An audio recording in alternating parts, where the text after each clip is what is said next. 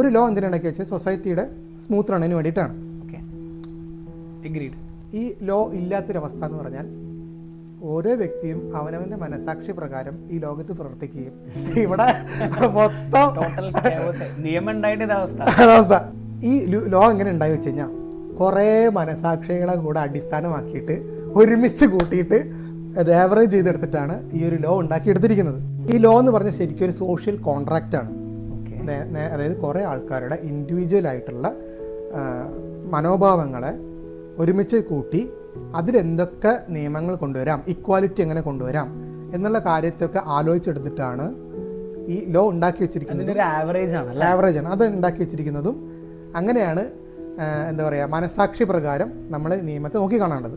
കാരണം ആ കോൺട്രാക്ട് നമ്മൾ അംഗീകരിക്കാൻ തയ്യാറായതുകൊണ്ടാണ്. നമ്മളെന്ന് വ്യക്തി എന്ന് വിചാരിച്ചാൽ നമ്മളൊരു സൊസൈറ്റിയിൽ ജീവിക്കുന്ന ആളായതുകൊണ്ടും അതൊരു രാജ്യത്തിൽ ജീവിക്കുന്ന ആളായതുകൊണ്ടും നമ്മൾ ആ നിയമങ്ങൾ പാലിച്ചേ പറ്റുള്ളൂ. Social animal. അതെ, അത് കാരണം വെച്ച് കഴിഞ്ഞാൽ അത് ഗ്രൂപ്പായിട്ട്, അതായത് കുറേ ആൾക്കാരുടെ മനോഭാവങ്ങൾ വെച്ചിട്ട് ഉണ്ടാക്കിയൊരു സിസ്റ്റമാണ്.